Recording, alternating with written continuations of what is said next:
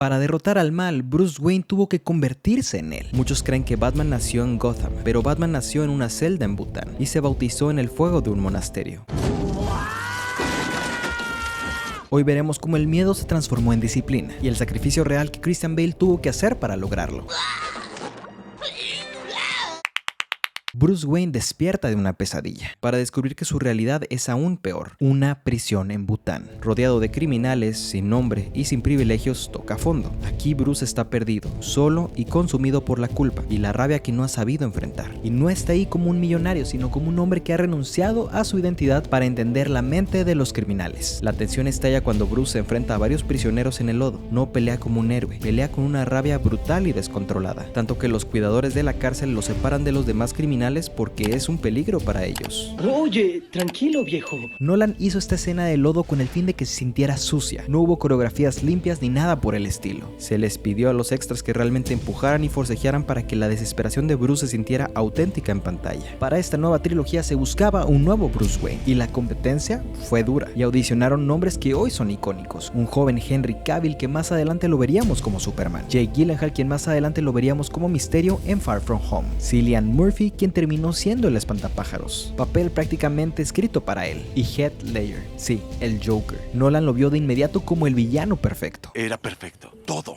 hasta el último de los detalles más pequeños. Pero finalmente Bruce es interpretado por Christian Bale, quien ya contaba con algunas películas en su repertorio, como Empire of the Sun, American Psycho o Equilibrium. Bale ya ha sido galardonado con un Oscar como mejor actor de reparto por The Fighter en el 2010 y no fue casualidad. Christian Bale es famoso por su actuación de método. No solo interpreta personajes, los habita. Antes de mostrar emociones, entiende su mente, sus heridas y sus motivaciones. Su sello es la transformación física extrema. Cambia peso, voz, postura y movimiento para que el cuerpo también narre la historia. Bale no actúa un papel, sino que desaparece en él, y por eso cada personaje se siente único, irrepetible e intenso. Desde la filosofía, esta etapa representa el encuentro de Bruce con su sombra. Carl Jung afirmaba que nadie puede ser completo sin reconocer su verdadera capacidad para el mal. Bruce no está ahí por accidente. Entra en la oscuridad para entender qué mueve a los hombres que destruyeron su vida. No busca justificar el crimen, sino comprenderlo. Bruce piensa de la siguiente manera: para vencer al monstruo, primero debes entender cómo piensa. Lanzado en una prisión, de las sombras aparece un hombre misterioso quien se hace llamar Henry Ducard, quien ha visto muy de cerca a Bruce, con su rabia, su deseo de combatir la injusticia, pero también su falta de dirección. Henry Ducard pertenece a la Liga de las Sombras, una orden secreta y milenaria dedicada a imponer justicia en el mundo, incluso si para lograrlo tienen que destruir ciudades enteras, y es liderada por Ra's al Ghul. Ducard realmente es Ra's al Ghul, pero usa un sobrenombre para pasar desapercibido con Bruce. Ducard, siendo Ra's, le ofrece un camino.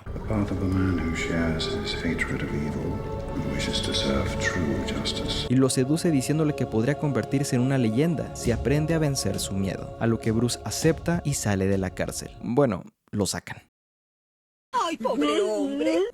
Ra's al Ghul es interpretado por Liam Neeson, una elección totalmente intencional de Christopher Nolan, porque el público lo asociaba con figuras nobles y mentores. Por ejemplo, Qui-Gon Jinn en Star Wars, uno de sus papeles más emblemáticos. Y eso hacía que confiaras en Ducard, antes de revelar que es Ra's. Pero no ha sido el único. Ha tenido papeles en películas como Los Miserables, Furia de Titanes como Zeus, En Búsqueda Implacable, Las Crónicas de Narnia como Aslan, y hasta como el policía bueno y malo de la película de Lego. Nolan no quería un villano exagerado. Neeson aporta calma, autoridad y gravedad moral, haciendo pasar a Ra's como convincente y no loco como otros villanos. Una de las condiciones para que Bruce pueda volver a encontrarse con Ra's es recoger una flor azul y llevarla a un antiguo monasterio en la cima de las montañas heladas. La flor azul que Bruce tiene que recoger no es solo un objeto decorativo, representa la fobia química. Es la base de la toxina del miedo que el espantapájaros usará después. Nolan conecta el entrenamiento de Bruce con la amenaza final de la película desde el primer acto. Según la historia se encuentra en el Himalaya, pero realmente toda esta secuencia de montañas fue filmado en Islandia, y la selección de este lugar no es coincidencia. Se buscaba que las características reflejaran el estado interno de Bruce: frío,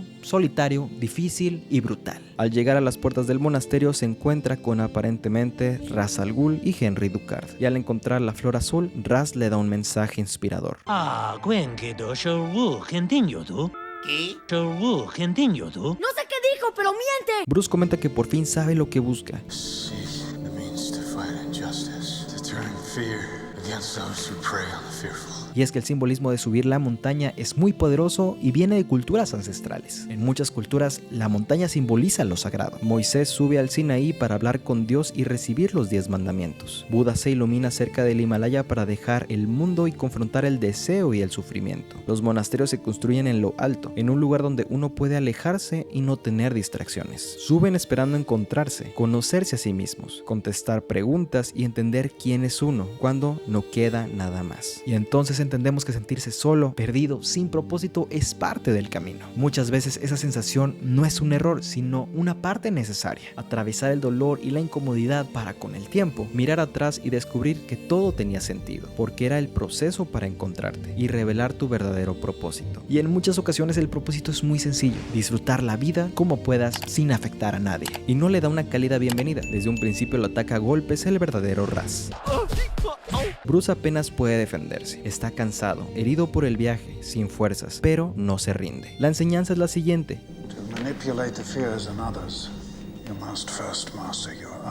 y creo que con la frase era suficiente, no era requerido golpearlo. ¡Por favor, señor! ¡No! ¡Suéltenme! Bruce cae inconsciente y Raz deja la flor azul en su abrigo. No es un premio, es la prueba. La flor simboliza el paso del miedo al conocimiento y anticipa la toxina del miedo. Bruce aprende que solo enfrentando lo que te aterra puedes dominarlo. Mientras está inconsciente recuerda su doloroso pasado, lo cual ya vimos en el video anterior. Te lo dejo aquí arriba, al final del video y en la descripción para que lo veas cuando termines este. Gracias. I love you. Al despertar, Bruce se convierte en el discípulo de Henry Ducard, enseñándole a enfrentar la verdad del dolor y la culpa que siente por la pérdida de sus padres. Vemos que Raz es muy superior a Bruce y domina muchos tipos de combate. Esa versatilidad es justo lo que luego le enseña y lo que terminará definiendo a Batman. No un solo arte, sino la adaptación constante, mezclando boxeo, karate, judo, jiu-jitsu y Krav Maga. Resistir los ataques, ser invisible como un ninja, estar al pendiente de su entorno y usar pólvora como distracción. Todo lo que vemos normalmente en cualquier adaptación de Batman. Podemos ver durante esta escena que Bale cuenta con un físico muy trabajado para la película, pero cuando Christian Bale llegó al set tras recuperar peso después del Maquinista, había ganado tanto músculo que no cabía en el batitraje. Nolan le pidió que bajara un poco, tuvo que perder unos 9 kilos de puro músculo antes de empezar a rodar, y le decían Fatman. Como enseñanza, no hay que criticar el físico de las demás personas. Anota eso. Con relación al lugar de entrenamiento, Nolan se inspiró en la estética y filosofía de un monasterio budista tibetano, pero la retorció para crear algo más oscuro. Mientras el budismo busca compasión y paz interior, la Liga de las Sombras usa la misma disciplina y aislamiento para justificar la violencia. Ra's al Ghul, bajo el nombre de Ducard, actúa como un maestro espiritual retorcido. Somete a Bruce a pruebas físicas y mentales, pero no para alcanzar la paz, sino para endurecer el alma y convertirla en un arma. Y vemos una de las escenas más increíbles de la trilogía. Bruce y Ducard entrenan con espadas sobre un lago congelado, como en Star Wars. ¿Coincidencia? ¡No lo creo! Mientras pelean, Ducard no solo ataca su cuerpo, sino también su mente. Y Ducard comenta una frase que me impactó mucho. The training is nothing. The will to act.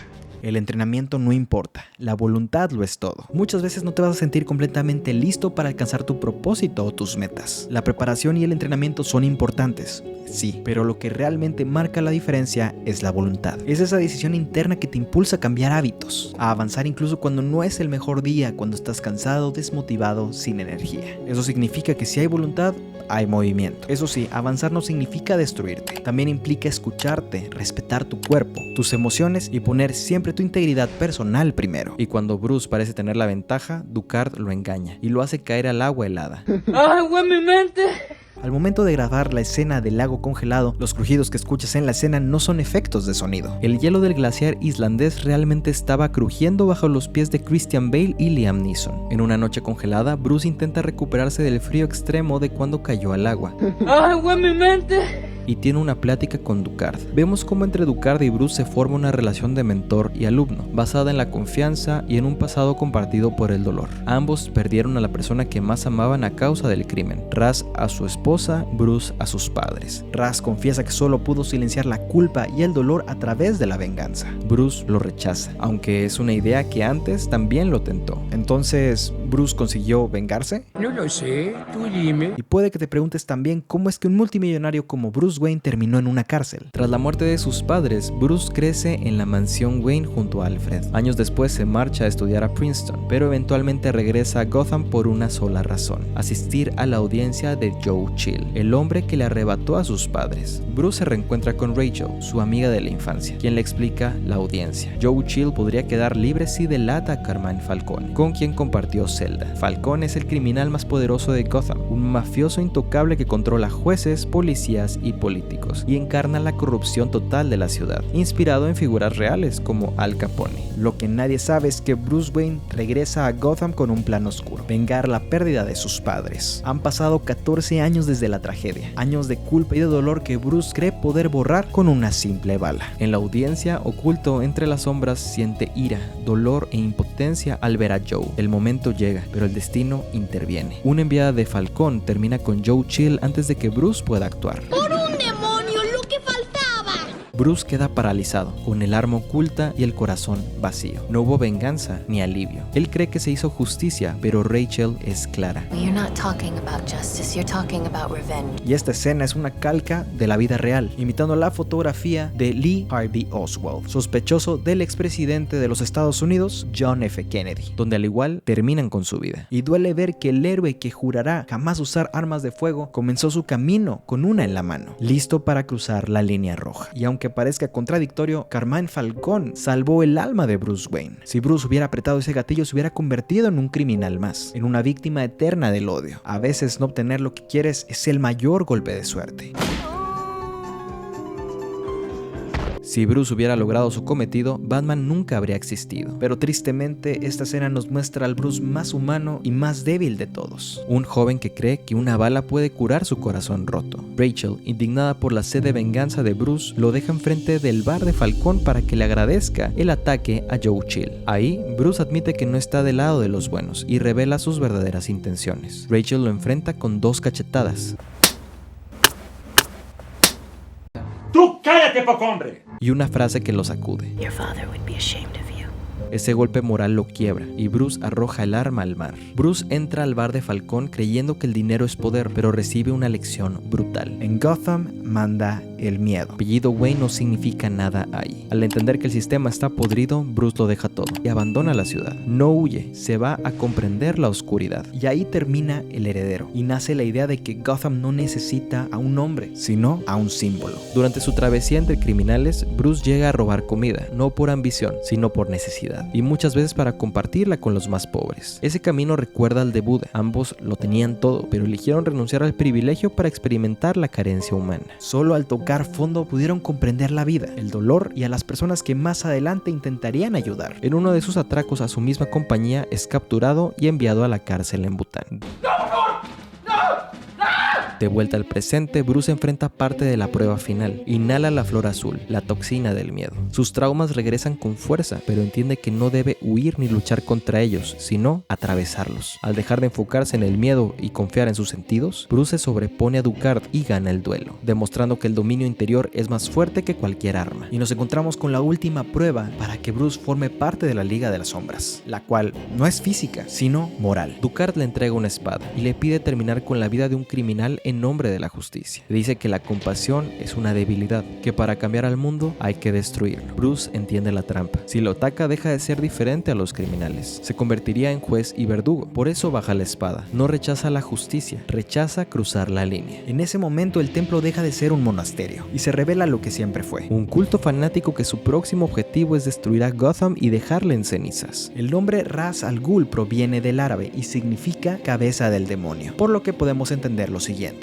Ra's no obligó a Bruce, sino que lo sedució. Le ofreció exactamente lo que Bruce buscaba: justicia para un mundo corrupto, convertirse en algo más que un hombre, en una leyenda que inspire miedo. El diablo en la tradición bíblica no tienta con cosas malas, sino con buenas intenciones llevadas al extremo. Ra's promete una inmortalidad simbólica, que se convierta en un símbolo absoluto, pero el precio es muy caro: renunciar a la compasión y aceptar como daño colateral la pérdida de inocentes. Y es ahí donde está la tentación. La negativa de Bruce desata el caos. Utiliza la pólvora que estaban preparando para generar una explosión, iniciando un incendio que consume el templo mientras pelea por su vida. Pero, siendo sinceros, no entiendo.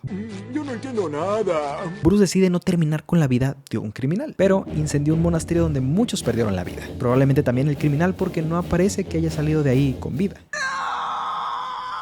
Al igual, también golpea en la cara al verdadero Raz, a su mentor, pero luego lo salva de caer al abismo. Yo no entiendo nada. Bruce ya no es la víctima que lloraba en el callejón. Ha pasado de dolor a la decisión. Mientras vuela de regreso a una Gotham que lo cree muerto, lleva consigo algo más peligroso que cualquier arma, un propósito. Pero para salvar a su ciudad necesitará un rostro que represente ese miedo.